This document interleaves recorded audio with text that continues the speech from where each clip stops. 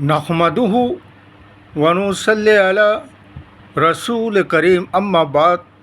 पश्चिम बंगला का पीर फुरफुरा दरबार शरीफ मुजद्दिदिया जबान फिर अबू बकर सिद्दीक रहमतुल्लाह अलैह का संगठन ऑल इंडिया मुजद्दिदिया मिशन सर्वधर्मों सम्मेलन कमेटी के सदस्यों हैं हम मोहम्मद आसिफ। इसके अलावा सर्वभारतीय जातीय कांग्रेस नेशनल इंडिया गठबंधन पश्चिम बंगला राज्य कांग्रेस कमेटी के सदस्यों हैं हम हिंदू मुस्लिम सिख ईसाई जैन क्रिश्चन आदिवासी दलित हम सब है भाई भाई। मजहब नहीं सिखाता आपस में बैर रखना। हिंद है हम, ये वतन है हमारा।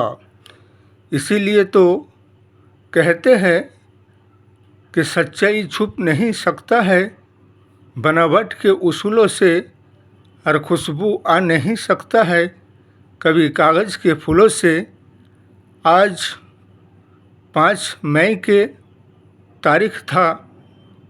आज सुप्रीम कोर्ट में सीजेआई संजीव खन्ना के बेंच में आज वक्फ बोर्ड आइन कानून संशोधन बिल की सुनवाई था, लेकिन सीजेआई खन्ना साहब ने इस सुनवाई को 15 मई तक के लिए पीछे टाल दिए। जस्टिस गवाई के बेंच के हवाले इस फैसला को ट्रांसफ़र किया। क्या हम ये हमारे सीजेआई खन्ना साहब से पूछना चाहते हैं, क्या सरकार के किसी दबाव में आकर इस फैसला को अपने हाथ से सीजेआई ने उसे पीछे 5 मई से लेकर 15 मई तक के समय में टाल दिया, उसे हैंडओवर कर दिए भाई संजीव खन्ना ने। इसीलिए हमारा कहना है कि बेईमानी से ना बेइंसाफ़ी से, बल्कि इन्होंने जो भी दलीलें पेश किए हैं मौजूदा हुकूमत सरकार ने, तो ये सरासर दलील उनके बनाए हुए बनावट है। इसमें एक भी सच्चाई नहीं है, सारे झूठों के सहारे पेश किया गया है सारे दलील सुप्रीम कोर्ट में। इसीलिए हमारा ये कहना है, अब की जो जजमेंट 15 मई को सुनवाई करेंगे, उन्हें संविधान के लाज रखना है। देश के 140 करोड़ जनगण को इंसाफ और न्याय दिलाना है। इसलिए कि ना नेता बड़ा, ना मंत्री बड़ा, ना राष्ट्रपति बड़ा है, सबसे बड़ा है तो संविधान बड़ा है।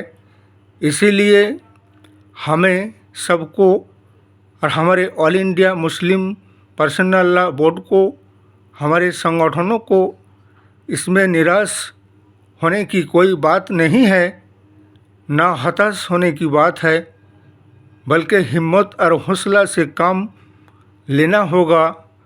और 15 तारीख तक के हम सब इंतज़ार करेंगे, जिससे कि जस्टिस गवाही की बेंच इसे क्या फैसला सुनाते हैं।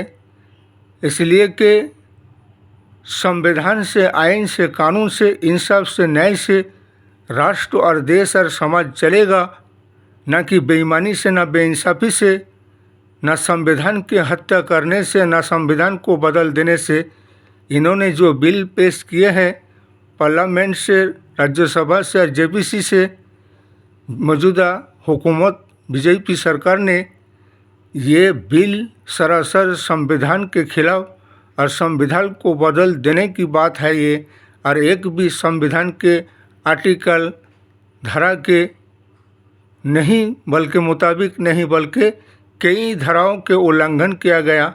आर्टिकल 14 का, आर्टिकल 26 का, आर्टिकल 25 का, आर्टिकल 29 का, आर्टिकल 301 का।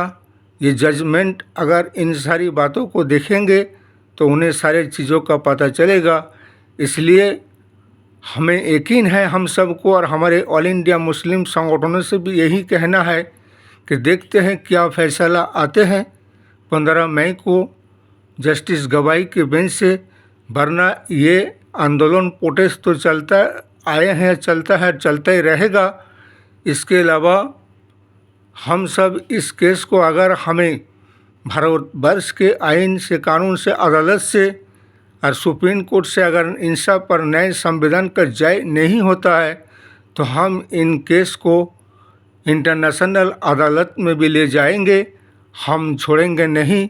मौजूदा नरेंद्र मोदी सरकार को इसको इंटरनेशनल अदालत में भी इस मामला को ले जाएंगे। अगर इंसाफ नए संविधान के हिसाब से भारतवर्ष के जजमेंट से मिलता है तो कोई बात नहीं है। तब तो इंसाफ पर न्याय के उम्मीद एक ही जगह बाकी रह जाता है। जब हुकूमत सरकार से इंसाफ न्याय नहीं मिलता है तो सिर्फ अदालत और जस्टिस जो कि सुनवाई करते हैं अदालत के मजिस्ट्रेट के ऊपर ही उम्मीद आशा रहता है। इसलिए हमारे ऑल इंडिया मुस्लिम संगठन से भी यही कहना है और हमारे नेशनल इंडिया गठबंधन सर्वभारतीय जातीय कांग्रेस से भी यही कहना है। देखते हैं क्या फैसला आते हैं, वरना ये केस तो इंटरनेशनल कोर्ट में भी जाएगा। इस वीडियो को ज़्यादा से ज़्यादा लाइक दीजिएगा, शेयर कीजिएगा, सब्सक्राइब दीजिएगा। जय हिंद, जय भारत, मोहम्मद।